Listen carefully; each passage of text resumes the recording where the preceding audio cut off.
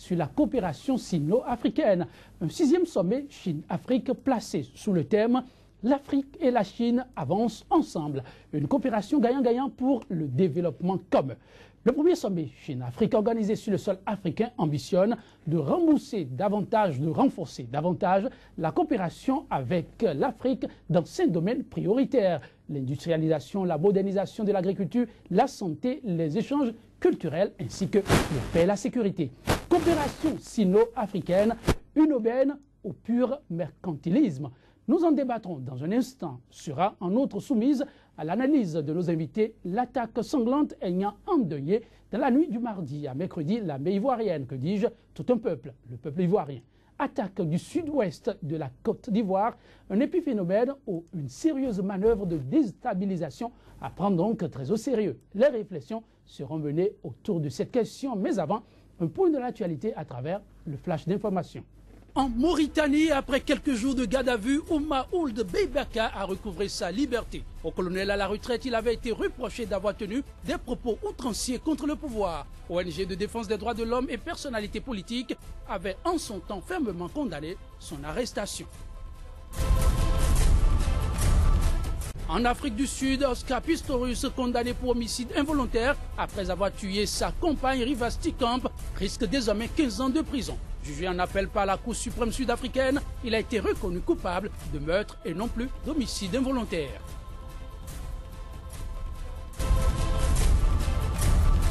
En Somalie, le monde des médias est à nouveau en deuil. La SNTV, la chaîne de télévision nationale, a perdu l'une de ses journalistes suite à l'explosion d'une bombe apparemment placée sous sa voiture. L'attaque n'a pas été revendiquée.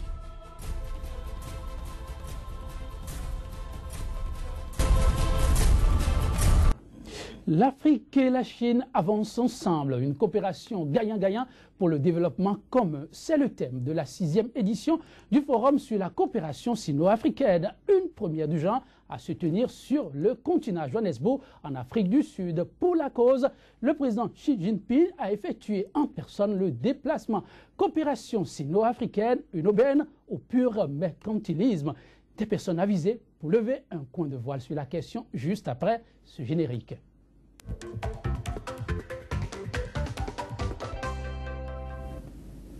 Le décryptage de ce jour se fera avec Wilfried Monou, journaliste et directeur de publication du quotidien béninois d'information Économie Plus.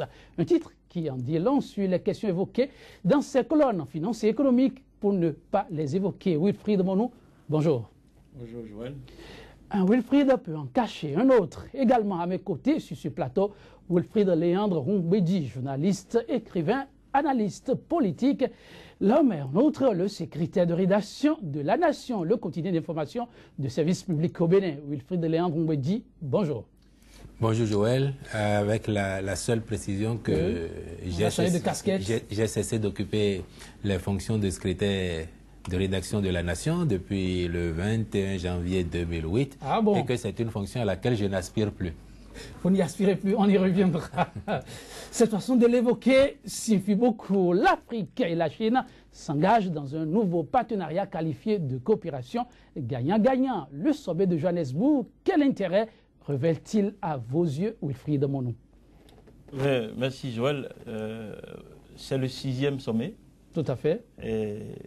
L'Afrique, de plus en plus, développe beaucoup de relations, beaucoup d'échanges avec la Chine. Et ce sommet, je l'espère, va permettre de corriger les inégalités et amener la Chine à revoir un peu sa copie sur un certain nombre de plans. Oui, Frédéric, on me dit un sommet sur le sol africain, une première. Pourquoi ce choix? Pourquoi ce choix?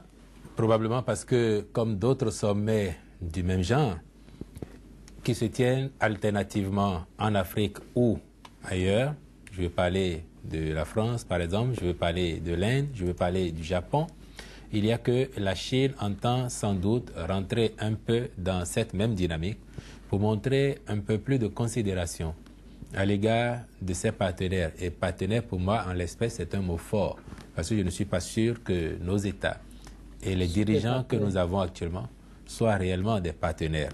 Nous sommes beaucoup plus des consommateurs, des observateurs que des acteurs de notre développement, des acteurs de ce qui nous engage vraiment.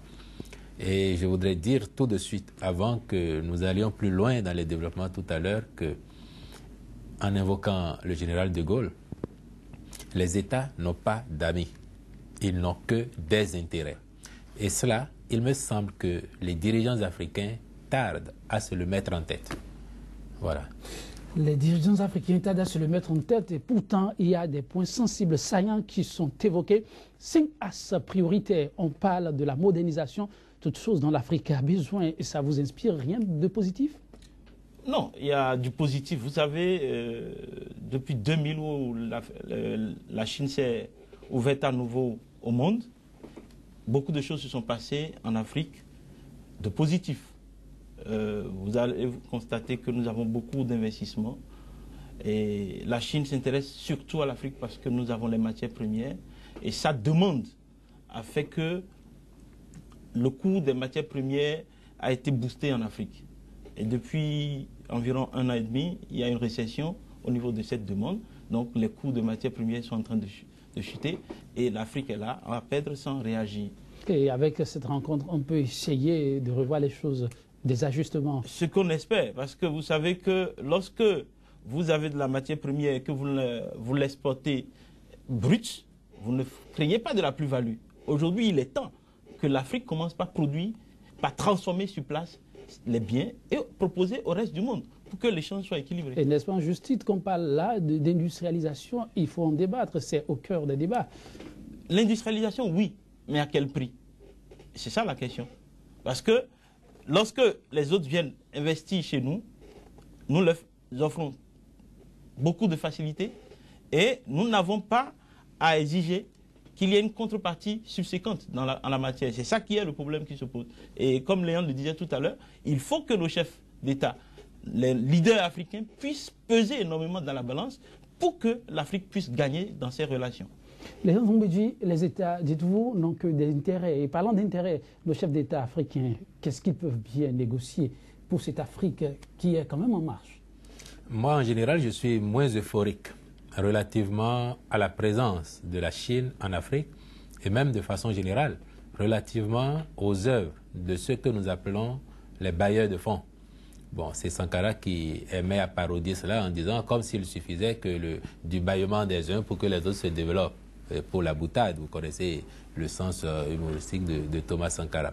Donc je suis moins euphorique parce que ce que la Chine réalise en Afrique, au Bénin, en général, vous observerez que c'est des édifices et de plus en plus des infrastructures routières. C'est exactement du développement clé en main.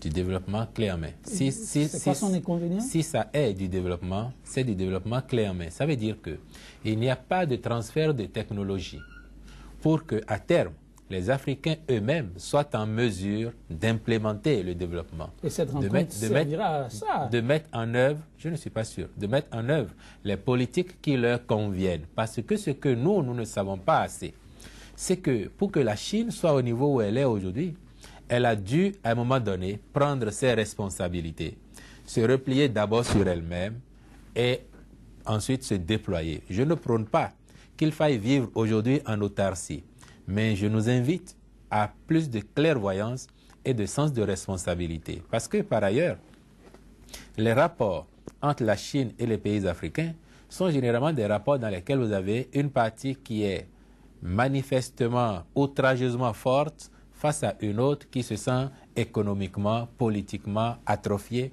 et qui subit littéralement le poids de l'autre. La Chine, en compensation de ses investissements chez nous, est dans le transfert de ressources naturelles. Vous le savez bien.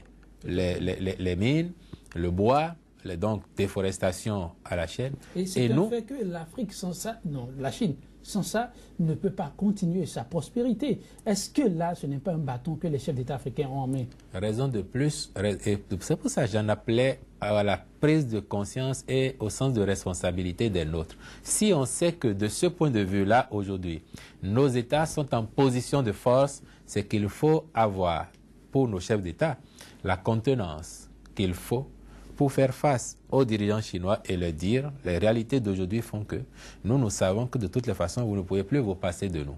Et donc, nous exigeons que, plutôt que d'aller seulement applaudir. Vous savez que la Côte d'Ivoire, aujourd'hui, a une usine de chocolat, vous savez. Donc, la plus-value que cela apporte à l'économie, la transformation sur place, les créations d'emplois, c'est dans cette direction-là, me semble-t-il, que nos dirigeants devraient aller. Or, en général, ils s'extasient devant le gigantisme chinois dès lors qu'ils ont ici un palais des congrès, une salle de conférence là, un terrain omnisport, une infrastructure routière, et on applaudit le dieu chinois en oubliant nous-mêmes de développer notre déité. La réalité, Wilfried Bonon, c'est qu'aujourd'hui, la croissance financière de la Chine souffre un tout petit peu. Ça pourrait déteindre sur les rapports Chine-Afrique dans les années à venir. On voit déjà certains chefs d'État très inquiets par rapport à la rencontre de Johannesburg. Oui, naturellement. Vous savez, la Chine a investi près de 75 milliards de dollars en Afrique en 10 ans. C'est énorme. C'est énorme. C'est vrai qu'elle n'est pas... Non, en fait, le problème qui se pose... Ça, on ne le dit pas. Parce qu'il faut interroger la balance. Est-ce que l'Afrique n'en a pas tiré? Les échanges entre la Chine et l'Afrique pour voir, pendant qu'elle a investi 75 milliards de dollars, qu'est-ce qu'elle a pu, elle, tirer de l'Afrique en termes de ressources naturelles dont on a souvent même du mal à quantifier la proportion. J'en ai parlé tout à l'heure. J'ai dit que nous nous contentons d'être fournisseurs de matières premières.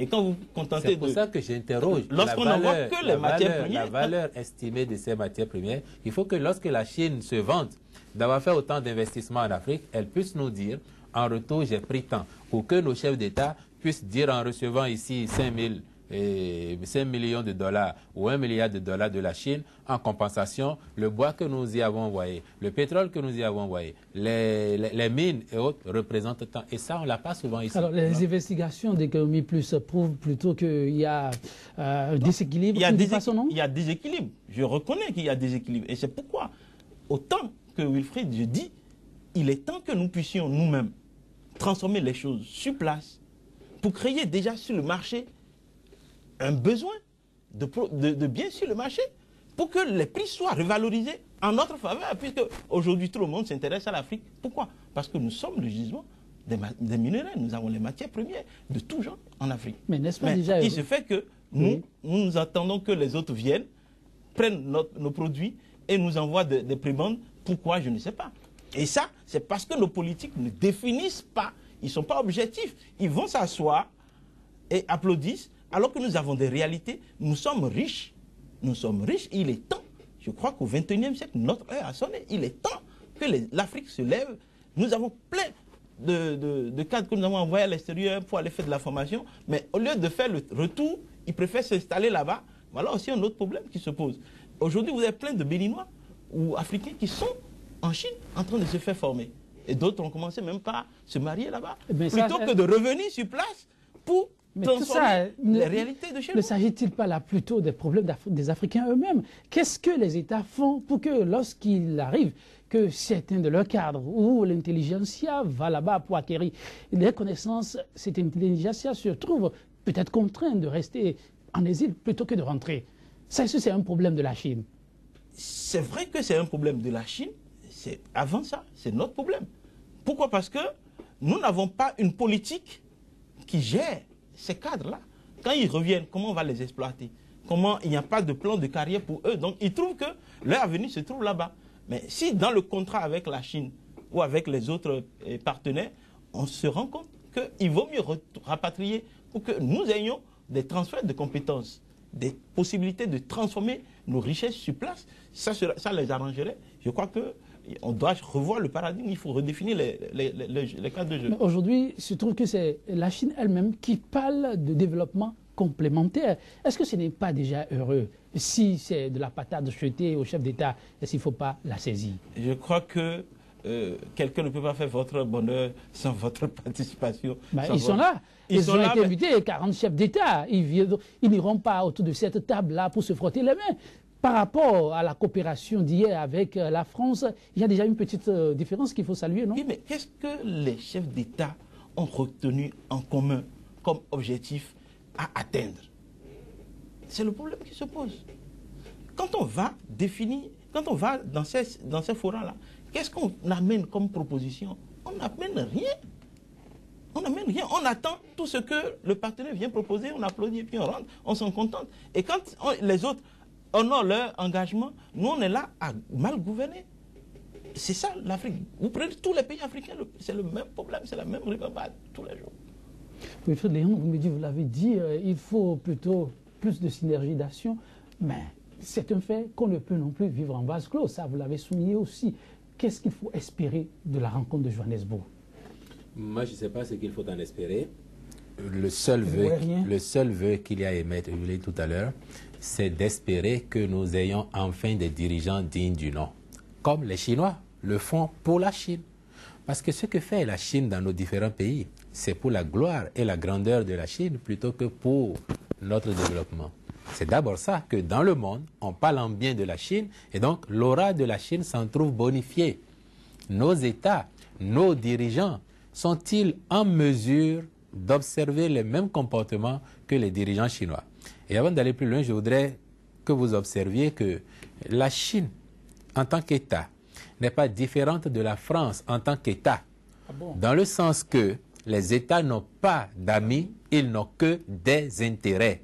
La coopération peut différer parce que ici on dirait qu'elle a un visage humain ou de l'autre elle est moins sauvage, voyez-vous. Mais dans tous les cas, vous ne reprocherez à aucun État au monde de mettre en place les politiques qui lui conviennent pour asseoir sa domination sur le reste du monde.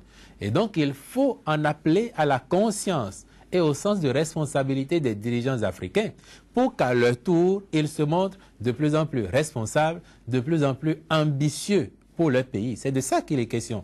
Autrement, vous irez à Johannesburg 10 fois là, vous irez à Pékin 10 fois là.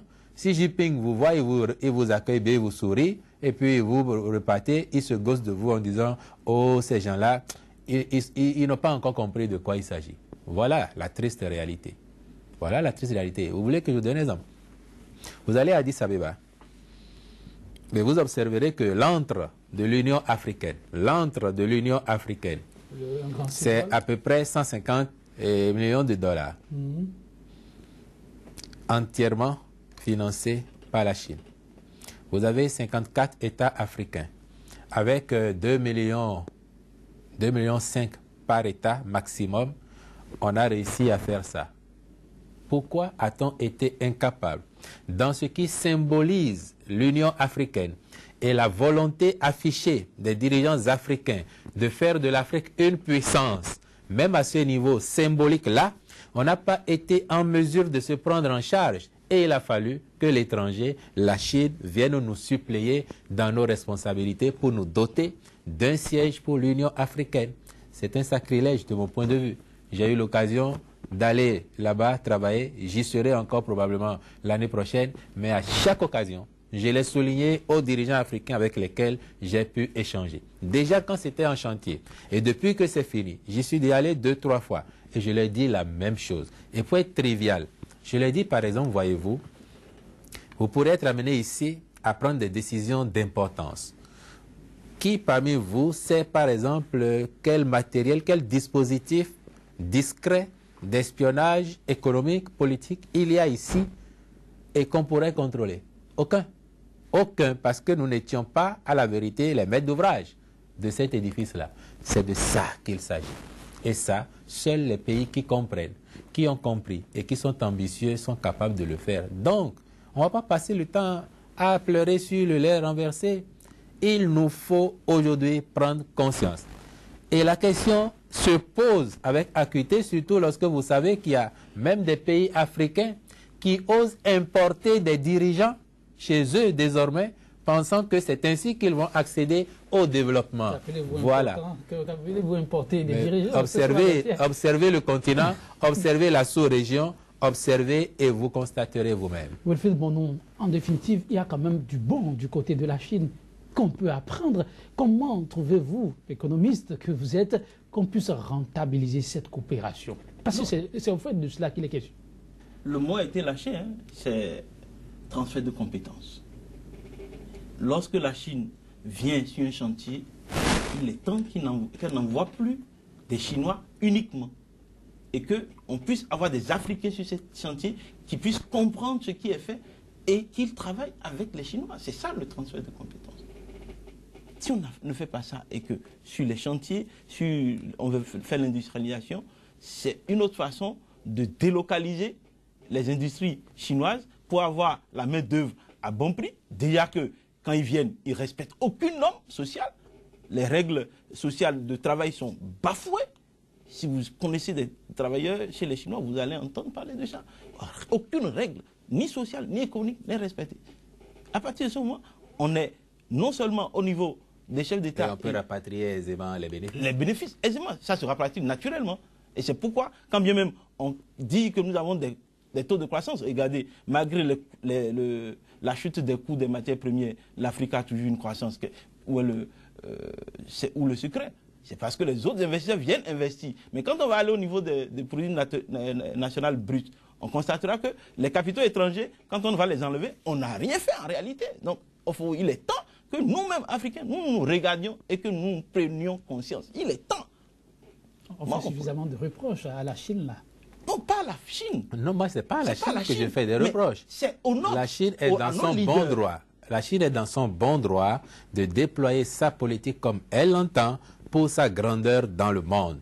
À nous, Africains, de prendre à présent conscience de nos responsabilités et de nous mettre résolument dans le sens qui convienne. On peut mutualiser plein de choses avec la Chine en urgence par rapport aux défis qui s'imposent aujourd'hui à l'Afrique. La Chine qui parle déjà de l'agriculture vers une mécanisation qui répond aux normes du respect de l'environnement. Vous voyez quoi déjà? Encore des mots. Des mots? Encore des mots. Mais, recherche des débouchés aussi. Recherche des débouchés, ah oui, mais pas seulement pour des Chinois, mais aussi peut-être l'Africain, non? Vous ne trouvez pas? Alors, dites-moi, quelle est la part de la production nationale ou africaine dans ce plat-là? Thomas Sankara disait que la colonisation est dans vos assiettes. Elle commence dans vos assiettes. Regardez ce que vous consommez. Vous avez du riz chinois ici, non? Du riz thaïlandais, du riz thaïlandais, du riz japonais. C'est le fruit de la coopération. Et vous voyez même que des dirigeants au plus haut niveau sont en mesure d'aller s'afficher à la télévision pour faire la publicité au riz importé. Mais lorsque les producteurs béninois de Malanville, de Glazoué, de Gangban, de Grand Popo et d'ailleurs produisent le riz béninois, à peu près 270 000 tonnes l'an, et que ce riz n'est pas consommé en priorité, qu'on mange d'abord ce qui est venu d'ailleurs, avant de penser au riz béninois, vous faites la croissance de qui? Vous enrichissez quel paysan? Vous enrichissez in fine quel pays? Voilà les défis. Et donc, lorsqu'un pays comme le Japon, parce que ce n'est pas que la Chine seulement, c'est parce qu'elle est d'actualité, lorsqu'un pays comme le Japon, sous prétexte d'aide au développement, envoie, je ne sais pas moi, 10 tonnes de riz japonais au Bénin et recommande à l'État béninois de le vendre à prix promotionnel pour récolter l'argent et construire des salles de classe, il appartient aux dirigeants béninois, s'ils ont conscience de leur responsabilité, de dire au Japon, mes producteurs nationaux ont fait du riz que nous n'avons pas encore consommé et qui leur pend sur les bras, je veux finir ça, et si je n'en ai plus, j'irai chercher votre riz. Mais a-t-on jamais dit ça? Non. Et voilà où est-ce que notre plan de développement est plombé. Parce qu'à cette allure, nous ne serons jamais développés. Nous ne prendrons jamais nos responsabilités. Au moins, vous connaissez cet exemple palpable. Je vous l'ai donné parce que j'imagine que comme les Béninois, vous aimez à manger du riz. Sachez qu'il y a des Béninois qui en produisent suffisamment. Et que aucun pays ne se développe en ne consommant pas ce qu'il produit et en ne produisant pas ce qu'il consomme. D'accord? Donc, faisons l'effort. Commençons par là. C'est le b.a.-ba du développement. Cette rencontre de Johannesburg, en définitive, elle aura plus à apporter à la Chine qu'à l'Afrique, vous trouvez? Naturellement, c'est ce qu'on dit depuis. Maintenant, qu'est-ce que nos leaders veulent pour l'Afrique? C'est là la grande question. Est-ce que nous avons définitivement dit non au développement? Il y a un plaidoyer déjà que le Sénégal a fait à travers son chef Macky Sall. On a vu aussi le Malien faire un plaidoyer. Tout ça, c'est déjà des efforts à saluer, non? Oui, vous voyez, quand c'est éparse comme ça ne veut pas aller. Mais il faut qu'on commence quelque part. Non, vous imaginez, nous allons à une table de négociation. Moi, je viens avec mes intérêts. Lui vient avec ses intérêts. Vous venez avec vos intérêts. Alors que l'autre a un seul intérêt à défendre.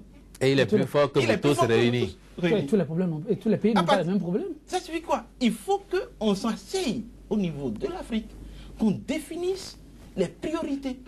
Ce qu'on va mettre dans cette balance Chine-Afrique. Et qu'est-ce qu'on amène, qu'est-ce qu'on gagne. Et c'est à partir de nos intérêts qu'on va dire, oui, voilà ce que nous t'offrons, voilà ce que nous acceptons chez toi. Si on ne le fait pas, c'est des messes. Qui voyez-vous en train de jouer ce rôle-là, où tous les pays africains vont se réunir et ensemble sortir un et un Non, seul je crois plaidoyer. quand même qu'il est temps qu'on sorte des syndicalistes, de chefs d'État, et qu'on aille vraiment à des réunions de leaders qui pensent au développement de l'Afrique. N'est-ce pas les citoyens même qui se choisissent ces chefs? Oui, vous savez que... Finalement, quand c'est comme ça, si on voit les choses sous cet angle-là, en définitive, il n'y a rien à espérer là. Vous savez, il a dit tout à l'heure que le développement commence dans les assiettes. À ce niveau, vous avez raison. Autant nos dirigeants sont extravertis, nous aussi, citoyens, nous sommes extravertis. Mais il est temps qu'on commence par changer les donnes. Le filière, vous me dites. Oui, qu'ajouter à ce qui est dit, et je vais vous donner un exemple encore. Parce que vous avez parlé des États qui vont chacun leurs intérêts. Non, non, quand on parle sous cet angle-là, que fait le chef d'État? On ne va pas les décapiter, non? Les citoyens ont les chefs qui se sont donnés eux-mêmes. En définitive, face à ces situations, on va tout droit dans le but. Quand il faut décapiter des gens, pour avancer, il ne faut pas en faire l'économie. Il ne faut pas en faire l'économie. En le 21e siècle, c'est possible encore d'aller sur ce terrain. Mais vous parlez de décapiter. Est-ce que vous prenez le mot au premier degré ou vous voulez prendre le mot dans son acception la plus large? Parce que décapiter, c'est parfois dans les urnes, c'est parfois à la guillotine dans l'ancien temps chez certains, ça peut être d'une balle. Aujourd'hui, c'est dans les urnes et on se rend compte que ceux-là qu'on a aujourd'hui, la plupart d'entre eux, aujourd'hui, c'est dans les urnes. Ce sont les citoyens qui les choisissent. Une chose sur laquelle les Africains gagneraient, par exemple, à mon sens, à copier sur la Chine, c'est l'organisation politique réussie de ce pays que d'aucuns ont ouvert de dire non démocratique, mais qui assume et qui sait que c'est dans cette voie politique que se trouvent les ressorts de son développement. L'organisation politique, aujourd'hui, la Chine est l'un des rares pays au monde dans lesquels 5 ans avant, par exemple, vous pouvez savoir qui sera le président. C'est une forme de démocratie, n'est-ce pas? Le Parti communiste chinois est tellement organisé que vous avancez en grade et on sait à peu près quelle va être l'étape finale que vous atteindrez. Donc, Xi Jinping, il a été Premier ministre, il a été responsable du parti et on le voyait venir. Il est là aujourd'hui, les Chinois vous diront, à échéance, tant, voilà celui qui sera là. D'accord? Mais vous, ici, en Afrique, vous faites à l'instigation de puissance. Vous faites, oui, évidemment. Très déçu, c'est ça? Non, non, moi je suis profondément optimiste, mais en même temps, je ne veux pas me complaire dans le peu de choses qu'il y a parfois comme progrès et applaudir. Parce que là, on est dans le succès. Or, on a droit à la réussite. Le succès est inférieur à la réussite. Et généralement, on se grise de succès qu'on rencontre et on dit oui, nous y sommes, alors que le chemin, il est encore long. Vous êtes en Afrique. Voilà les conditions de vie des populations, voilà le niveau d'instruction, et vous dites, nous sommes des démocraties, nous faisons une démocratie au suffrage universel. J'en parle parce que vous dites que le peuple se choisit ses dirigeants. C'est pas vrai. Ça, non? Dans l'absolu, oui, mais dans les faits, non. Dans les faits, non. Dans les faits, non. Et je vous ai parlé d'États qui, aujourd'hui, en plein 21e siècle, importent même des dirigeants. J'ai déjà été, moi, plusieurs fois déçu d'entendre des Béninois me dire, au point où nous en sommes, il vaudrait mieux importer 100 Chinois ou 1000 Chinois, ou bien 100 Américains, 1000 Américains, et leur louer le pays, le leur donner en bail sur une certaine durée pour voir.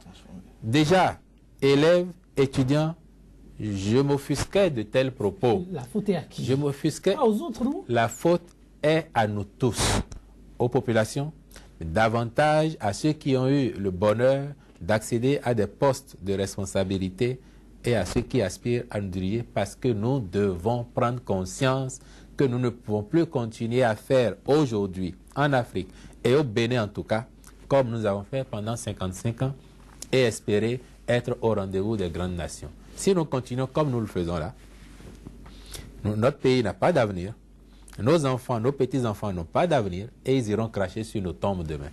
Vivement que ça change donc tout de suite, mesdames, messieurs, le second thème au menu. Mais avant, un nouveau point de l'actualité, c'est le flash d'information. En Mauritanie, après quelques jours de garde à vue, Ouma Ould Beibaka a recouvré sa liberté. Au colonel à la retraite, il avait été reproché d'avoir tenu des propos outranciers contre le pouvoir. ONG de défense des droits de l'homme et personnalités politiques avaient en son temps fermement condamné son arrestation. En Afrique du Sud, Oscar Pistorius, condamné pour homicide involontaire après avoir tué sa compagne Riva Steenkamp, risque désormais 15 ans de prison. Jugé en appel par la Cour suprême sud-africaine, il a été reconnu coupable de meurtre et non plus d'homicide involontaire.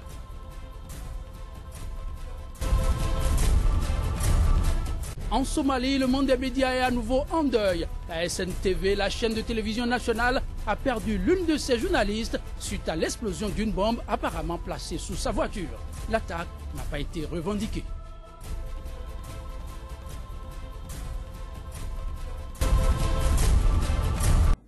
Au petit matin de la journée du mercredi, 2 postes militaires du village d'Olodio ont été la cible d'attaques simultanées. Nous sommes là au sud-ouest de la Côte d'Ivoire, aux confins de la frontière ivoiro-libyenne. Surpris dans leur sommeil, les soldats ont essuyé des tirs nourris avant de répliquer face à des assaillants non identifiés. La Côte d'Ivoire pleure 7 de ses militaires morts sous des balles assassines. Attaque du sud-ouest de la Côte d'Ivoire, un épiphénomène ou une sérieuse manœuvre de déstabilisation à prendre très au sérieux. Le point de vue de nos invités juste après ce générique.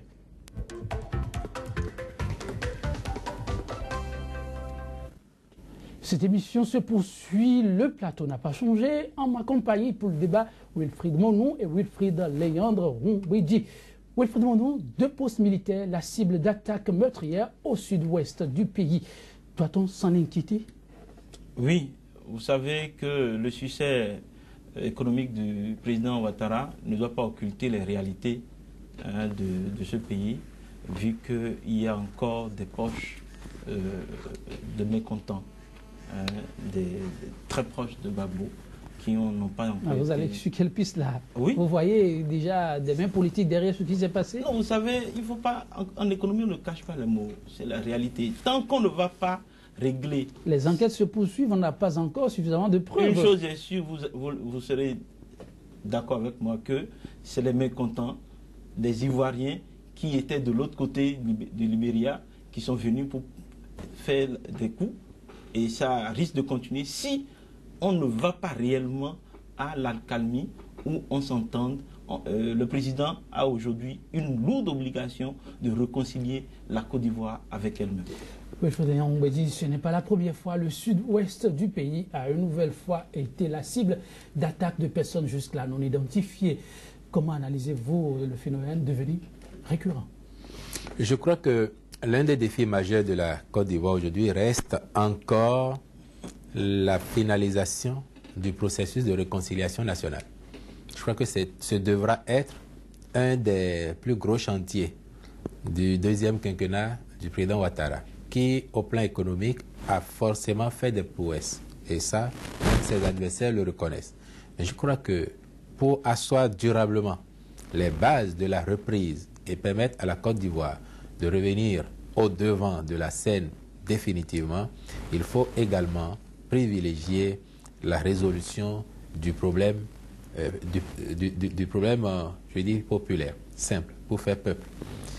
Faire en sorte que les Ivoiriens puissent à nouveau vivre en fraternité, en harmonie. Il faut le dire parce que le président Ouattara et son équipe peuvent être grisés par les succès économiques engrangés, le succès politique ou politicien engrangé avec la victoire et se dire de toutes les façons, nous sommes dans la bonne direction. Mais s'il veut passer à la postérité comme ayant été un grand leader ivoirien, un grand chef d'État ivoirien, à l'instar de son maître Félix Houphouët-Boigny, je crois qu'il devrait avoir aussi l'humilité, en griffe, de s'occuper davantage de cette question. il n'est pas à exclure effectivement que ce soit l'œuvre d'Ivoiriens. Il n'est même pas à exclure que parmi les ex-combattants, il y en a qui n'ont pas réellement été pris en compte par le processus d'intégration des forces. Et que donc ces escarmouches que vous observez soient le fait ou de populations ayant combattu aux côtés du rival Gbagbo ou d'ex-combattants qui n'ont pas été pris en compte et qui n'ont trouvé que ce moyen pour exprimer leur désespoir et se signaler à l'attention des autorités ivoiriennes.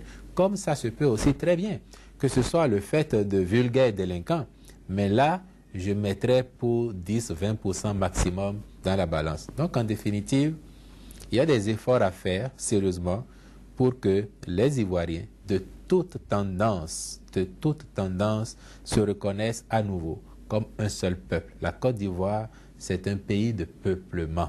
Les premières investigations ont permis de mettre la main déjà sur un certain nombre de personnes, ou 8 personnes plus précisément, mais de nationalité ivoirienne, burkinabé et togolaise. Ce mélange-là, ça ne vient pas embrouiller la piste politique, purement politique, pro-Gbagbo? Vous savez, la Côte d'Ivoire est un pays cosmopolite.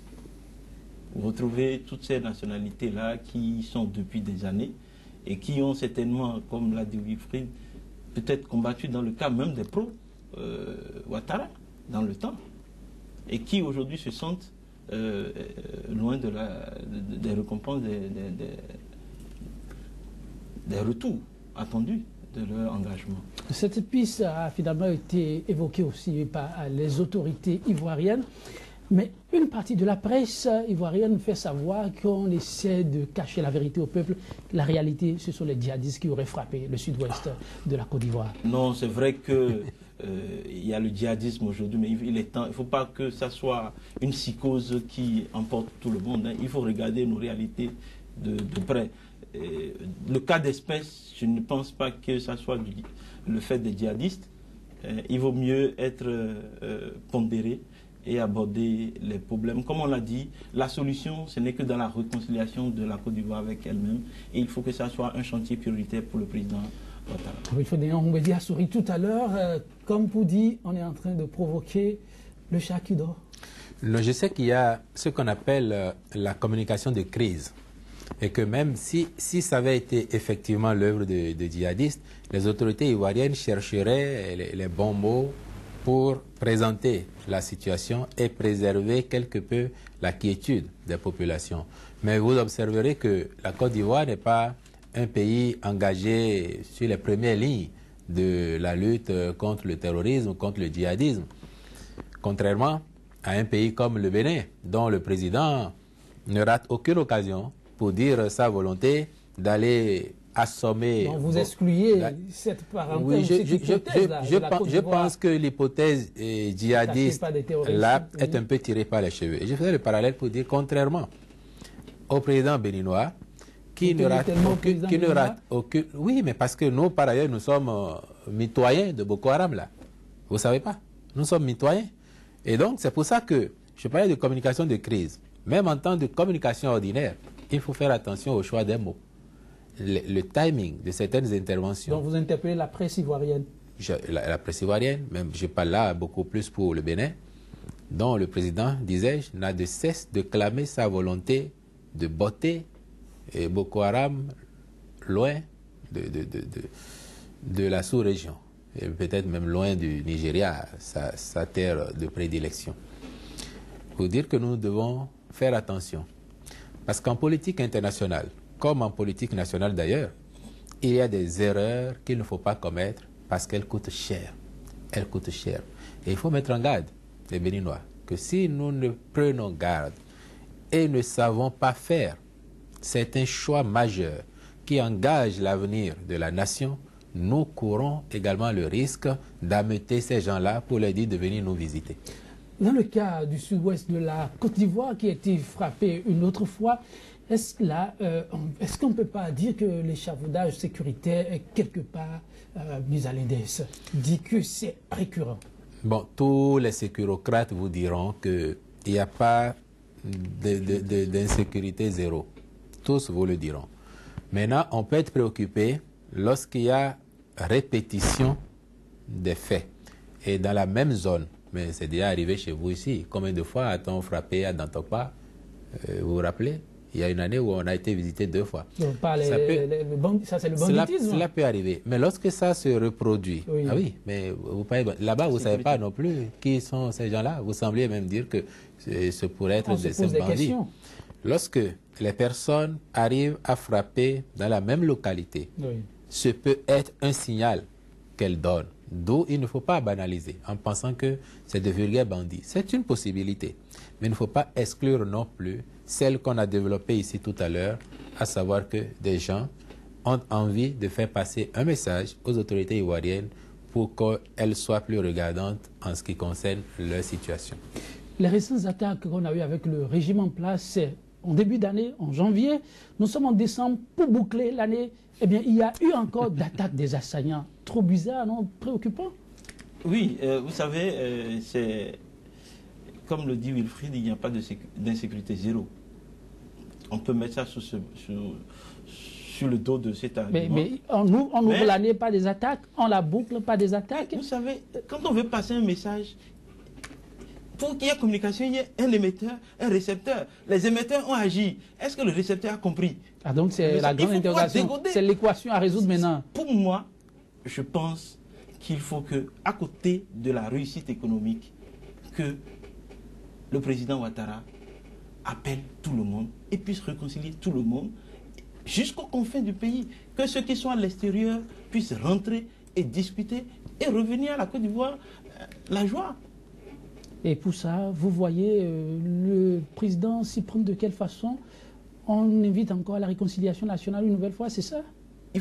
En tout cas, c'est le seul chemin pour qu'il y ait la paix durable. Parce que quand on dit qui veut la guerre et qui veut la paix prépare la guerre, moi je dis ce n'est pas ça. Qui veut la paix prépare la paix. Comment préparer cette paix actuellement? Gbagbo toujours en prison, c'est classique, demande à ce qu'on le libère. Oh, Ouattara n'a pas le dernier mot. L'homme est à la CPI. Il est à la CPI. Je crois qu'il a fait montre d'une certaine volonté en ne pressant pas les pas pour aller livrer Simone Gbagbo à la CPI, en donnant des gages de ce que la justice ivoirienne pouvait elle-même s'occuper de ces cas-là. Le président Ouattara, de mon point de vue, a lancé un message politique pour dire aux Ivoiriens pro-Gbagbo, non, si j'avais même eu la possibilité pendant que Gbagbo partait, je l'aurais retenu ici, nous aurions réglé cette affaire en famille. Mais il fallait aussi savoir si M. Gbagbo et ses partisans les plus chauds étaient dans les dispositions d'esprit nécessaires à favoriser le retour à la paix. Aujourd'hui où il a obtenu son second mandat, je crois que, et parlant tout à l'heure de la cohésion à ramener, je pense que l'acte fort que le président Ouattara pourrait poser serait par exemple de convoquer un grand dialogue national, une sorte de conférence nationale comme nous avons eu à le faire ici, et que d'ailleurs, depuis quelques années, certains de nos compatriotes, dont moi, appellent de tous leurs vœux. Et je crois que ce sera l'un des chantiers majeurs de l'après-Boniaï.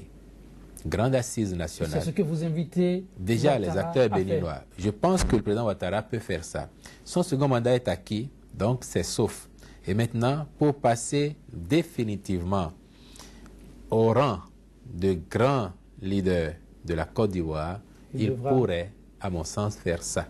Et mieux que la commission de réconciliation présidée par Charles Konambani, ces assises nationales pourraient avoir la vertu de faire se parler les Ivoiriens, yeux dans les yeux, se dire les vérités, y compris celles qui fâchent, colmater les brèches pour enfin propulser le moteur de l'éléphant ivoirien sur la route du développement et de la cohésion. Parce que, comme dit le proverbe sénégalais, 2 hommes qui se disputent sont 2 hommes qui n'ont pas discuté. 2 hommes qui se disputent sont 2 hommes qui ne sont pas disputés. Mesdames, Messieurs, vous avez compris le message. Une Afrique unie, une Côte d'Ivoire pacifiée, c'est tout le bien qu'on peut, si tu veux, souhaiter à la Côte d'Ivoire en marche vers son développement, son ascension et pour la stabilité de l'Afrique de l'Ouest. Chers invités, merci à vous pour avoir répondu présent à notre invitation. Mesdames, Messieurs, ce sera tout pour ce numéro de votre émission Angle de vue. Sans patriotisme, une nation abattue ne peut se relever. C'est sur cette maxime que se referme ce nouveau rendez-vous de votre émission débat Angle de vue. Merci d'avoir été des nôtres. À très bientôt.